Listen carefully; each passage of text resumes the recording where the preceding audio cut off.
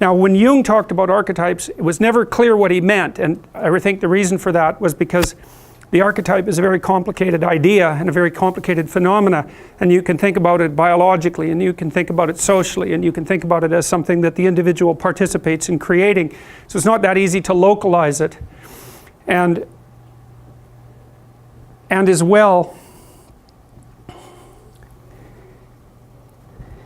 it's not that easy to localize it.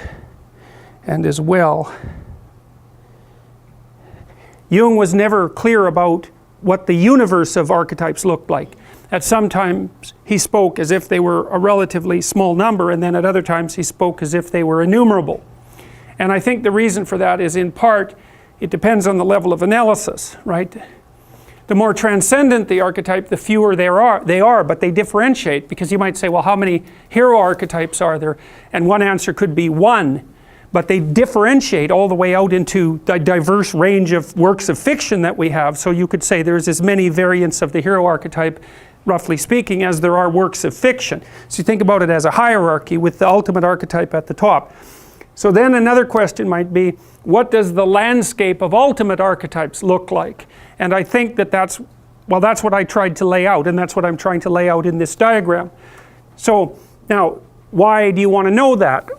There's a practical reason, or there's a number of practical reasons as well as intellectual reasons. One of the most relevant practical reasons, as far as I'm concerned, is that integrating narratives, and so those would include political narratives, integrating narratives have their force because they draw on universal archetypes. Otherwise they wouldn't have any power, right? Because they're basically stories. Political stories derive their power from the underlying archetypal representations. Obviously, because they have to be concerned with the things that people find important, right? How can you sell a political message to someone if it isn't about something they find important? And if it's important to them, it's going to be grounded at least to some degree in their biological in their biological substructure. I mean, if you're talking to hungry people about food, it's a story that you can tell, right? Because it hooks them deeply. It hooks deep into their motivational systems.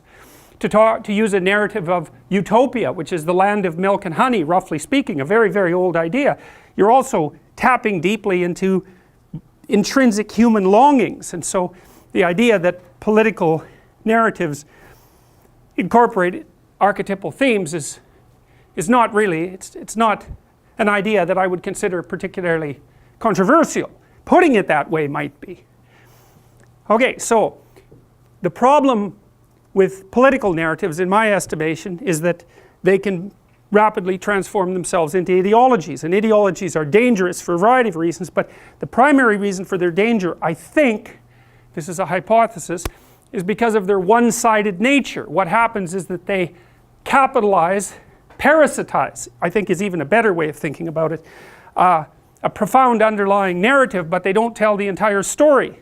And so then if you're looking for orientation in the world because you're fragmented and chaotic, and somebody provides you with a partial story, that's going to serve an integrating function. And it's one of the things you see in psychotherapy is that if you're chaotic and confused and you go see a therapist who has a particular kind of practice, Freudian, behavioral, cognitive, Rogerian, whatever, there's a high probability that undergoing that course of therapy is going to be good for you, and that you might even come to view your life in the terms of that therapeutic practice. And you might say, well, why is that therapeutic practice right for you? Maybe it could have been Rogerian instead of Freudian, say.